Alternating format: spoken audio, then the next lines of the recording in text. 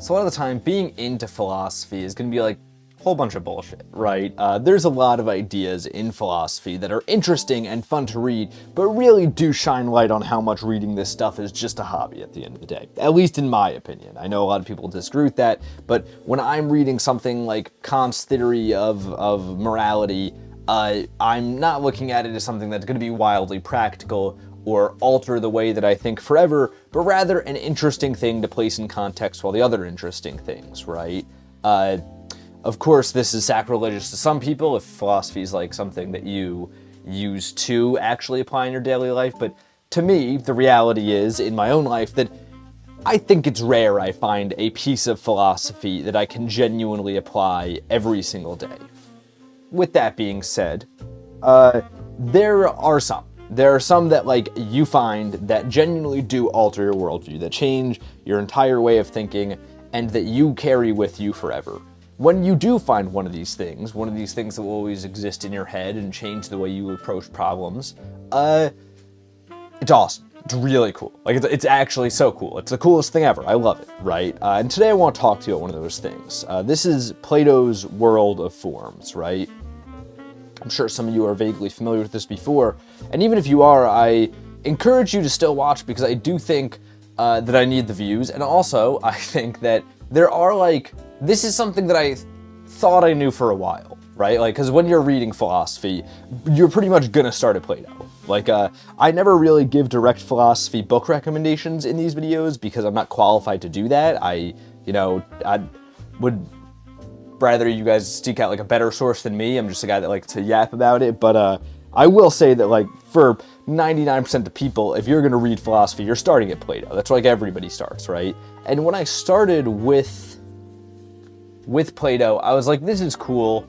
A lot of his stuff's super approachable. And when I got to the world of forms and I got to the cave, I thought it was a novel idea, but I really didn't understand how impactful of an idea it truly was, right? I didn't understand how important it is for influencing thought and the way you think. I guess sort of to tease the way that this shifts the way that I view things, it's a lot of people have trouble imagining a world outside of the one they live in, right? Like a world where something's perfect or something like that. They oftentimes have trouble imagining ideas that are extremely foreign to them, right? Abstract philosophical concepts and the like. I say this not because I think that people are dumb, rather because I, for a long time, was one of these people. I had trouble, I was like, okay, philosophy's cool, and I love the idea of, political science, political philosophy, or thinking about society, like these things are important and realistic. But I always kind of was also like, any other branch of philosophy is lesser than, because it's not as important, it's not as realistic, it's not as practical. This is an idea that really helped me think through that and understand just how impactful every idea can be if you categorize it right. So let's stop beating around the bush here though. Let's talk about Plato, right? I'm going to talk about his allegory of a cave here, first and foremost, because you've all heard it before, but it does have an impact on Plato's world of forms. Basically, I really should have reviewed the text before this. I definitely should have done that to make sure I get it right. So don't quote any of this, but it goes something like this, right? There's a bunch of guys who are chained up in a cave, and they're looking at reflections of different objects on the wall, right? The sun is beaming in through like a crack in the cave kind of thing, and somebody's holding up objects that are reflecting onto the wall as you lay chained up in this cave, right? Plato says, this is reality. This is where we live. This is how we're interpreting everything right now. This is how I'm looking at this painting. That's how I'm looking at these brushes. That's how you're looking at me through your phone or your computer. All of this is mere reflections on a shadow of a cave, right? What a philosopher does is he takes off his chains and he goes towards the light and he walks out of the cave and he looks at the sun and it beams into his eyes and he goes, oh, everything is merely a projection of a perfect world of forms.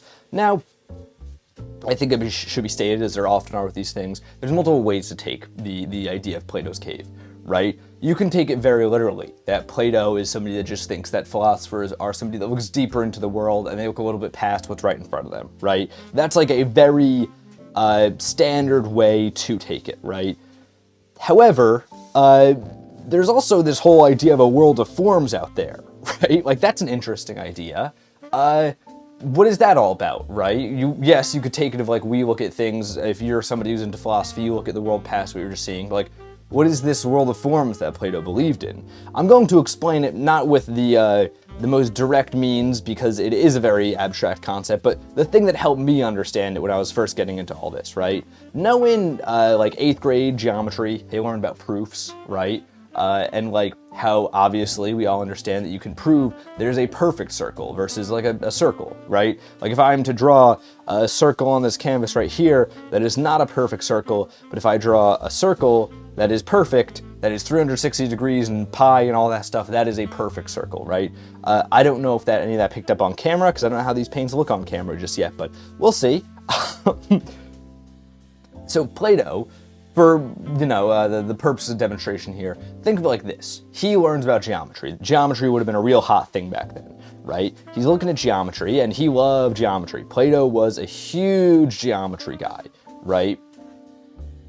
Keep in mind, this was before when philosophy, mathematics, and every field was separated as they are now. So he's looking at geometry as just like a cool thing, a cool new thing that he learned, right? He's thinking, okay, so I see this circular rock that I can pick up off the ground here in Greece, and if there is a perfect version of this rock out there that geometry can prove, there must be a perfect version of that tree. There must be a perfect version of this cat, right?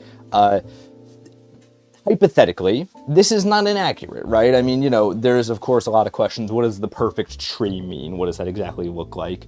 This doesn't exactly hold up 100%, but there is a case to be made that, like, when I say apple, we all imagine something of a standard, dare I say, perfect looking apple in our head. Every apple you see is a kind of an imperfect reflection of this perfect apple. When like you're a kid, or maybe in my case an adult, and you open up an avocado and it's like perfect on the inside, and you run to whoever's nearest to you and you're like, oh my god, look, this looks like an avocado from the commercials.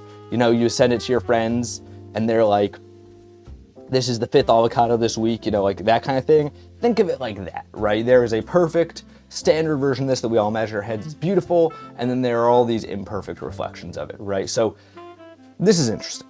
A very, very interesting idea, and this is kind of where my understanding of it stopped for years, because I was like, that's novel, that's cool, and I can almost see how you could get there, for the record here, I don't know if it's actually true that Plato was looking at geometry at the time and came to the conclusion of this based on that. I know that is an interpretation of it. I am not somebody who is philosophically advanced enough to say if that's 100% accurate. I don't know the history 100% of all these things, but that is the way I understand it, right? So, novel, cool idea, right? There's a perfect circle. Why can't there be a perfect phone, perfect bike, right? Cool. But that's not where this idea ends, right? Because at best here we have a very interesting idea of an old guy who is around way before he could be smarter than he was, and had this funny, weird little idea, right? Novel, cool. But it totally goes past that, because this is how ideas should work in our head too, right? When you imagine something like happiness, right? You imagine a certain thing. And I don't think it's a rare emotion to feel. I say this because I know so many people who have said this to me, to be like, I have never felt true happiness, right? Because we have this conception in our head that happiness is the fulfillment of everything, right? Sometimes we maybe even view happiness as a sort of like an ecstasy, when happiness is more of a contentness, right? We have a perfect idea of happiness in our head, and every piece of joy that we've ever felt is paling in comparison to that perfect idea of happiness. An interesting way to look at this, and the way that I've come to look at it, and why I think Plato's World of Forms is so interesting, is because it doesn't mean that you've never experienced true happiness. You are experiencing forms of this happiness. You are experiencing imperfect reflections off this beautiful idea of happiness. And whether that is a tinge of happiness, whether that is pure joy, pure ecstasy, or whatever else, it is all beautiful, because happiness is a beautiful emotion, right? It also works in terms of ideas. I can't think of one off the top of my head right now, which is really bad. Once again, I think this is a podcast episode I probably should have been way more prepared for than I am, but we're getting by, I think. There are certain philosophical ideas that I've encountered over the years that are really complicated, and it's helped me to understand, okay, what this idea looks like in practical application might be very different than what it looks like in its perfect abstract form, right?